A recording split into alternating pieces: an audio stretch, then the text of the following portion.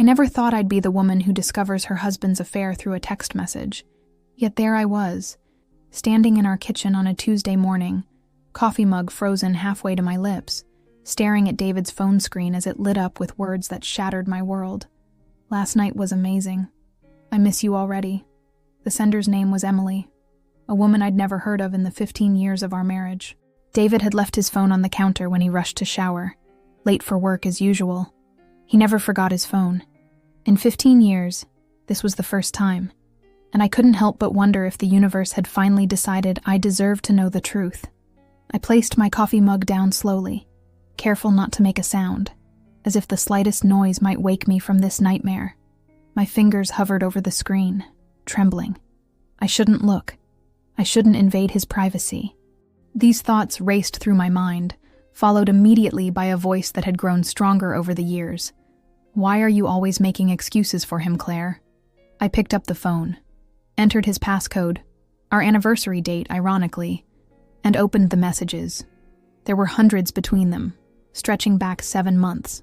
7 months of I miss you and when can I see you again? And I wish you could stay the night. 7 months while I had been planning our anniversary trip, while I had been taking care of his mother after her surgery, while I had been rebuilding our deck because he said we couldn't afford to hire someone. The bathroom door opened upstairs. Water dripped from the pipes inside the walls. I heard David's footsteps, the familiar creak of our bedroom floorboards. My heart pounded so loudly I was certain he would hear it from upstairs. I quickly placed the phone back exactly as I'd found it, positioned myself at the sink, and began washing my mug with shaking hands. The cold water splashed against my wrists, grounding me in reality. This was happening. This was real. "Morning, babe," David said as he entered the kitchen, his hair still damp, smelling of the sandalwood soap I'd given him for Christmas. He kissed my cheek, and I fought the urge to wipe it away. "Sorry I'm running late. Johnson wants those reports by noon." I nodded, not trusting my voice. David grabbed his phone, slipped it into his pocket without looking at it, and poured coffee into his travel mug. All so normal, all so routine. How many mornings had played out exactly like this one while he carried this secret? "I might be late tonight," he said, adjusting his tie, the blue one I'd bought him for his promotion 3 years ago. "Don't wait up." "Of course you'll be late," I thought. "Emily is waiting." "Sure," I managed to say, my voice surprisingly steady. "Be safe." He smiled, that crooked smile that had once made my heart flutter but now made my stomach turn.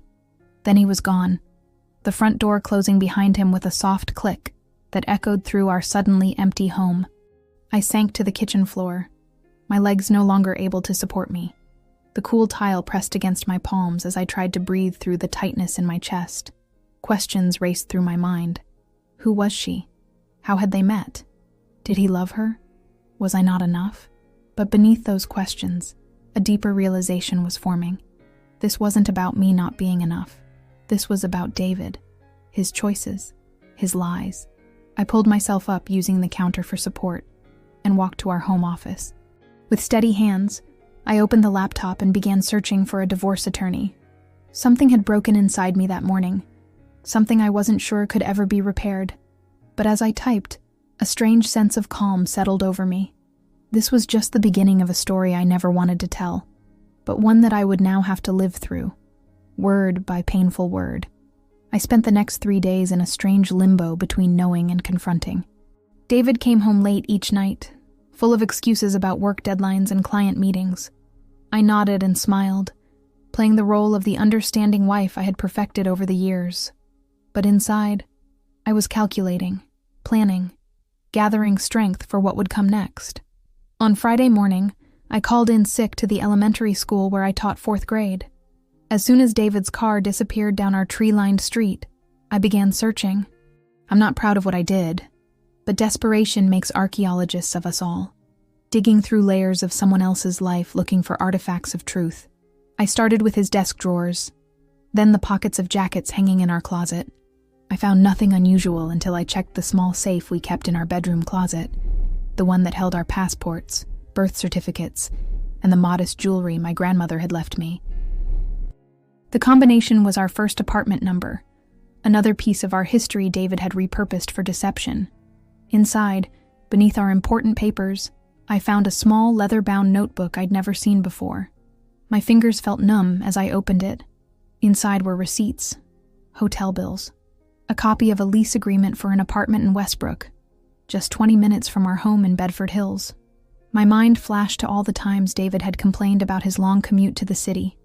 All those nights he'd been stuck in traffic. He hadn't been going to the city at all. The lease was dated 13 months ago. 13 months of lies. Beneath the receipts was a small envelope. I hesitated before opening it, some part of me still foolishly hoping there might be an innocent explanation. Inside was a photograph. David with his arm around a young woman with auburn hair and bright eyes. They were standing in front of a Christmas tree, smiling. She wore a silver necklace with a small diamond pendant, identical to the one I'd found in David's jacket pocket last Christmas, which he'd claimed was my gift before it mysteriously disappeared from his briefcase. He'd replaced it with a bracelet, apologizing profusely for his carelessness. I sat on our bedroom floor surrounded by evidence of my husband's other life, feeling oddly detached, as if I were reading a particularly engaging mystery novel rather than uncovering the ruins of my marriage. The woman in the photo couldn't be more than 30, at least 10 years younger than me. She had the kind of effortless beauty I had long ago stopped believing I possessed. I carefully photographed everything with my phone before returning it exactly as I'd found it. Then I did something I never thought I would do. I called Ben Jackson, the private investigator whose card had sat in my wallet for 2 months, given to me by my friend Rachel after she'd confided her suspicions about her own husband. I'd kept it out of solidarity, never imagining I would need it myself. "I can start today," Ben said after I explained my situation, his voice matter of fact, neither judgmental nor pitying. "My fee is $200 per hour plus expenses. I'll need a recent photo of your husband and any information you have about his routine." I gave him what he needed, including the address in Westbrook. Then I hung up and sat in the silent house, waiting. Not crying, not screaming, just waiting, as if for a diagnosis I already knew was terminal. Ben called back that evening while David was working late. "Mrs. Mitchell," he said, his voice gentle now, "I've confirmed your suspicions. Your husband arrived at the Westbrook address at 6:30 p.m. The apartment is leased to an Emily Winters, age 29, kindergarten teacher at Lakeside Elementary. I have photographs if you want them." I closed my eyes, remembering the text. Emily. Now she had a last name, an age, a profession. She taught kindergarten while I taught 4th grade. We might have met at a district conference, exchanging pleasantries about curriculum standards, never knowing we shared more than a profession. "There's something else," Ben continued, hesitation in his voice.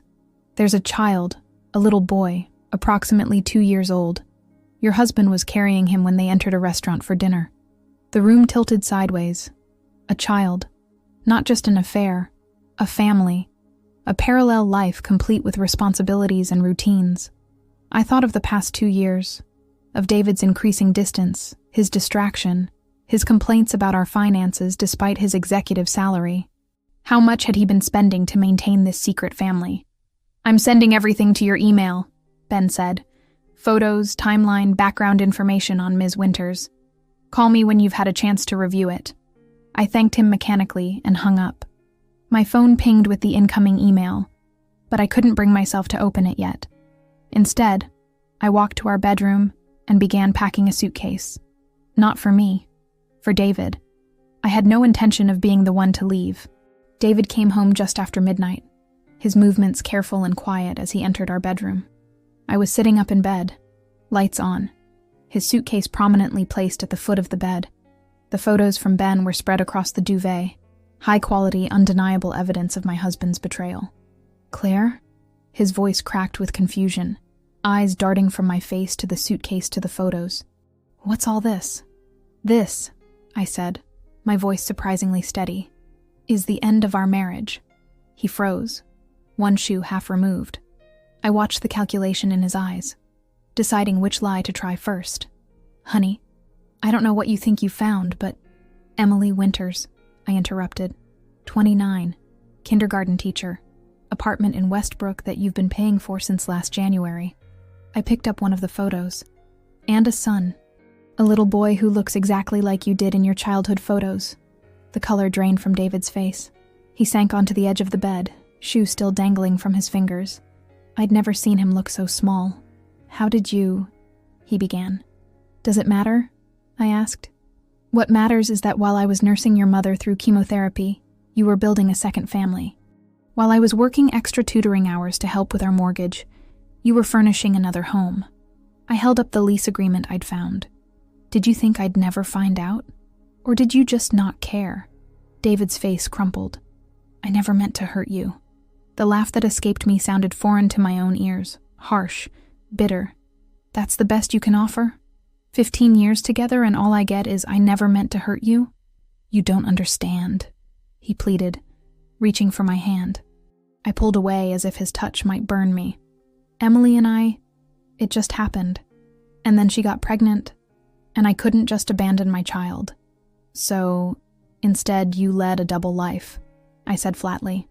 You lied to my face every single day for over 2 years. I was going to tell you, he said, a note of desperation creeping into his voice. I just couldn't find the right time. When exactly is the right time to tell your wife you have another family? I asked.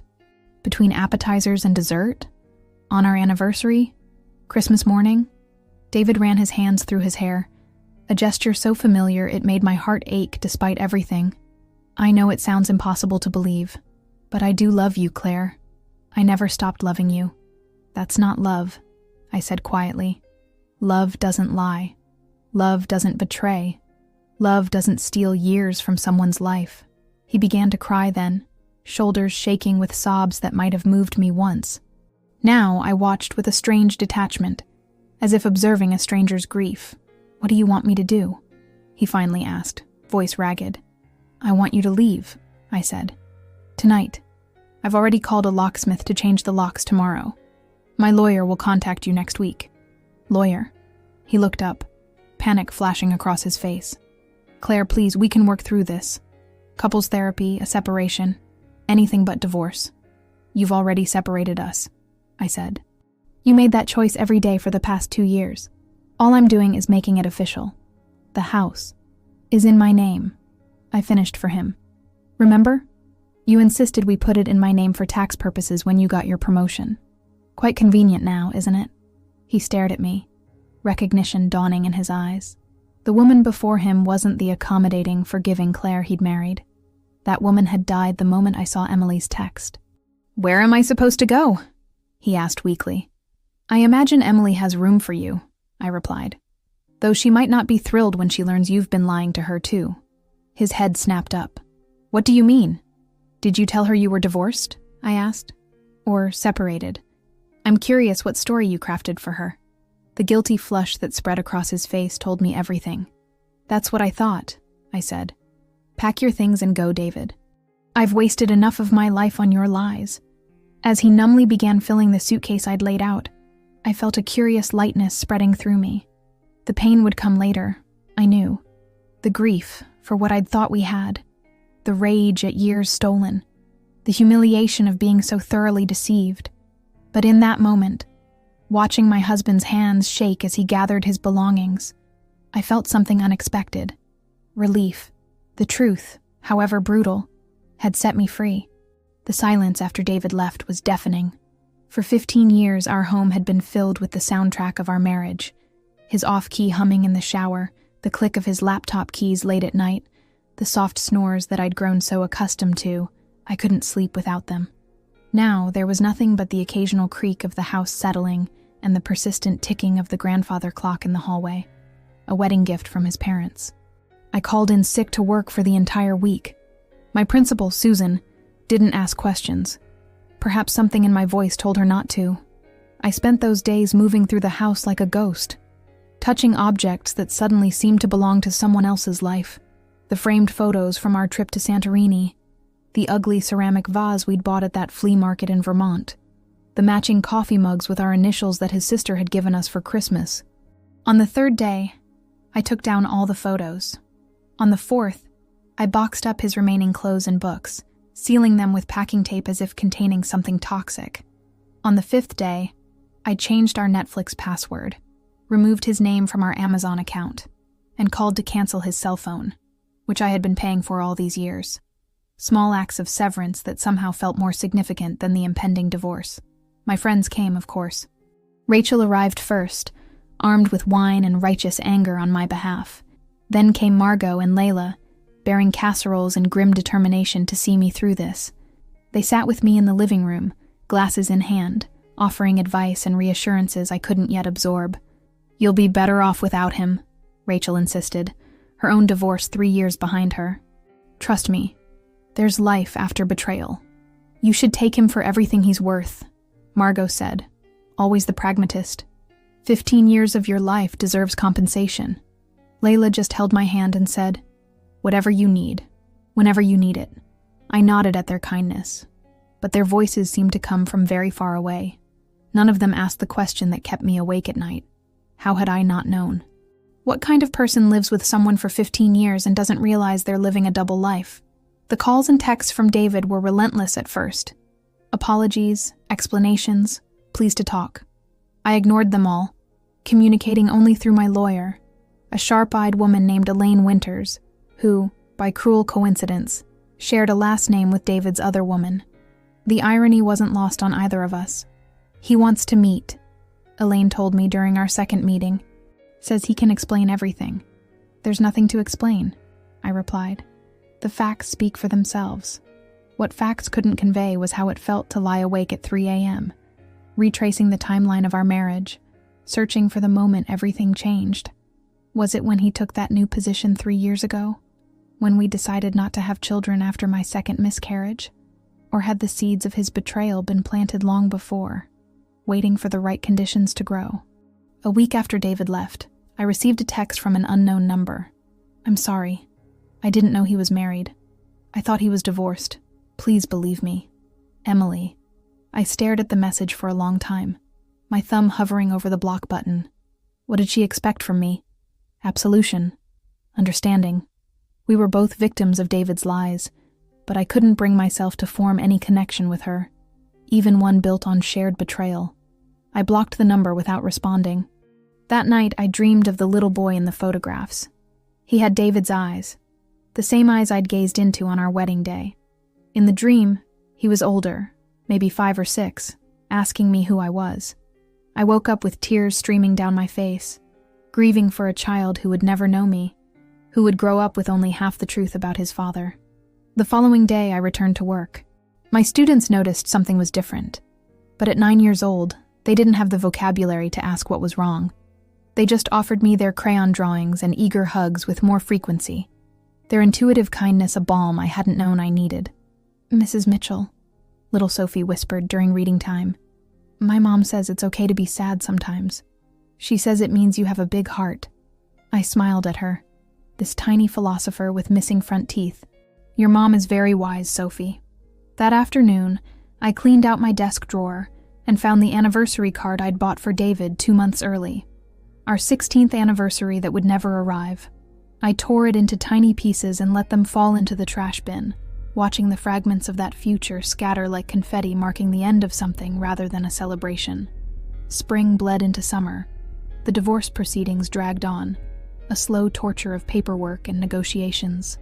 David fought for half the house, claiming his contributions to our mortgage despite the deed being in my name. His lawyer, a shark in an expensive suit, argued that his client had been manipulated into the arrangement.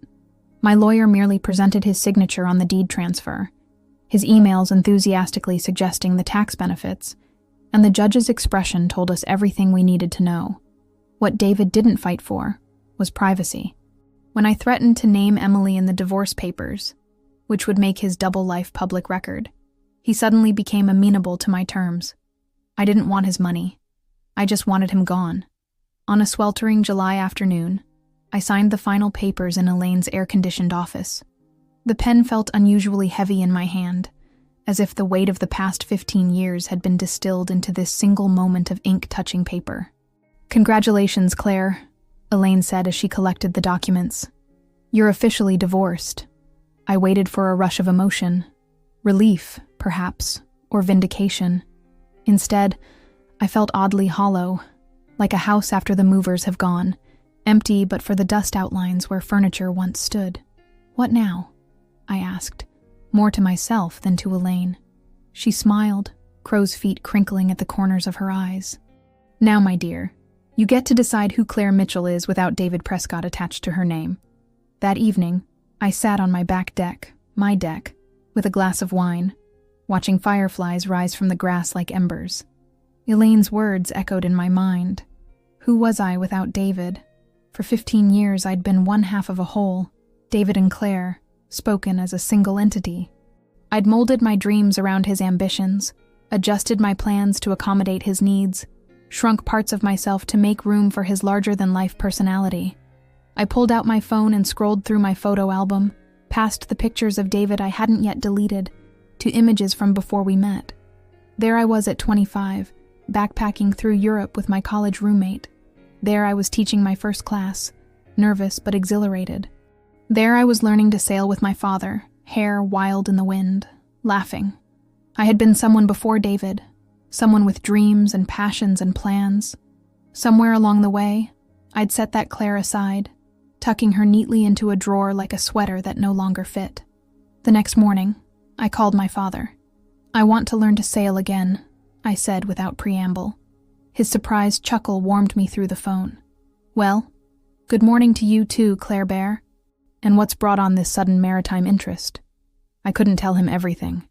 Couldn't voice the desperate need to reclaim something of the woman I'd been before. "Just time for a change," I said instead. That weekend, I drove to Lake George where my father kept his small sailboat. The familiar smell of the water, the creak of the dock under my feet, the sight of my father's weathered hands preparing the rigging, it all washed over me like a baptism. "It's like riding a bike," Dad said as I hesitantly took the tiller. "Your body remembers even if your mind has forgotten." He was right. The muscle memory returned quickly. When to tack, how to read the wind, the exhilarating feeling of catching a perfect gust that sent us skimming across the water. By the end of the day, my skin was tight from sun and salt, and my cheeks ached from smiling more than they had in months. "You look like yourself again," Dad said as we secured the boat. "I've missed that sparkle in your eyes." I hugged him fiercely, breathing in the familiar scent of Old Spice and sunshine that had meant safety throughout my childhood. "I think I've missed it too." The sailing lesson became a weekly ritual.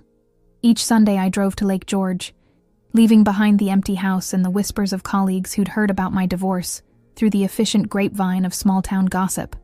On the water, none of that existed. There was only the wind, the waves, and the woman I was becoming, or perhaps remembering. In August, I cut my hair.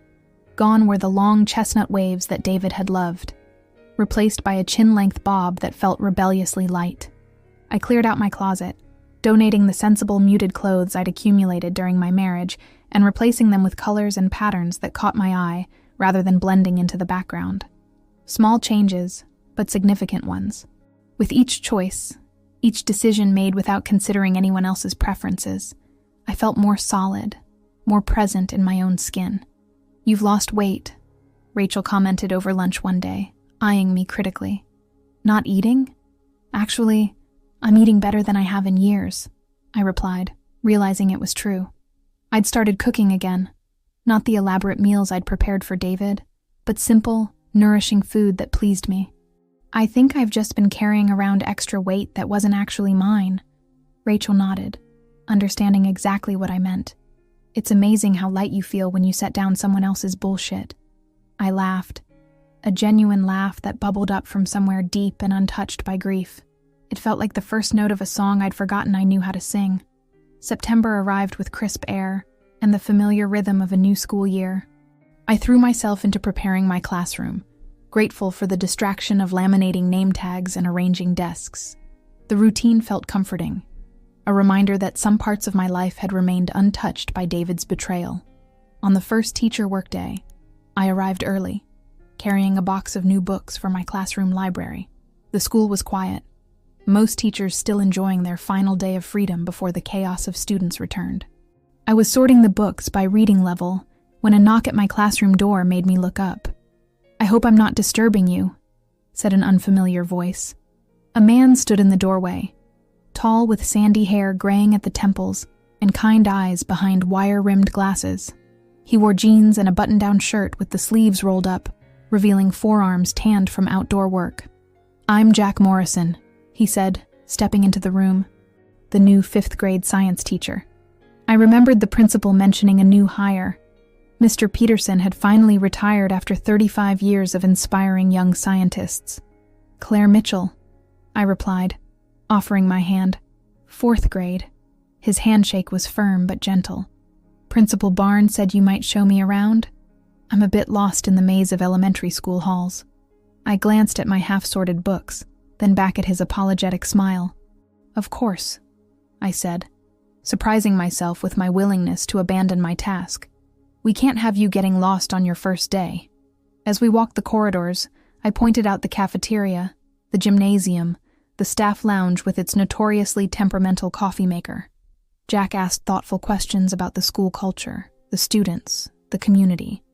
I found myself relaxing into the conversation, enjoying the simple exchange untainted by the history that colored most of my interactions these days. "So what brings you to Bedford Hills Elementary?" I asked as I showed him to his classroom. A space I'd passed 100 times, but now saw through new eyes, imagining how he might transform it. "A fresh start," he said, running his hand along the edge of the teacher's desk. "I taught at a private school in Boston for 12 years, but after my wife died, I needed a change of scenery." The quiet grief in his voice was so familiar it made my chest ache. "I'm sorry for your loss," I said, the words inadequate but sincere. He nodded, a small smile softening the sadness in his eyes. 3 years this October. Cancer. Quick and brutal. He gestured to the empty classroom. Helen would approve of this, though. She always said I should teach where I was needed, not just where it was comfortable. I thought about sharing my own loss. Different in nature, but a loss nonetheless. Instead, I said, "Well, we certainly need good science teachers here. Our students deserve someone who cares." "And what about you, Claire Mitchell? What's your story?" The directness of his question caught me off guard. In the small town where I'd lived with David, everyone knew my story, or thought they did. It was refreshing to be asked, to have control over my own narrative. "I'm recently divorced," I said, the words still strange on my tongue. 15 years of marriage ended this summer. He didn't offer platitudes or prying questions. He simply nodded. "Endings and beginnings," he said. "Sometimes it's hard to tell which is which." That afternoon, Jack joined me and several other teachers for lunch. He fit seamlessly into our group, offering dry observations that made us laugh and thoughtful comments that sparked genuine conversation. I found myself watching him when he wasn't looking. The animated way he talked with his hands, the attentive tilt of his head when someone else was speaking. It wasn't attraction, not exactly. It was recognition of someone who had also been broken, but had somehow stitched himself back together in a way that honored the cracks rather than hiding them. As the school year progressed, Jack and I fell into an easy friendship. We shared lunch duties and collaborated on a science literacy project that had our students buzzing with excitement. He lent me books, mostly popular science that I would never have picked up on my own, but found surprisingly engrossing. I introduced him to my favorite local hiking trails, and sometimes on Sunday afternoons we'd walk for hours, talking about everything and nothing. On a golden October day, we sat on a boulder overlooking the valley, sharing a thermos of coffee and the homemade pumpkin bread I'd brought.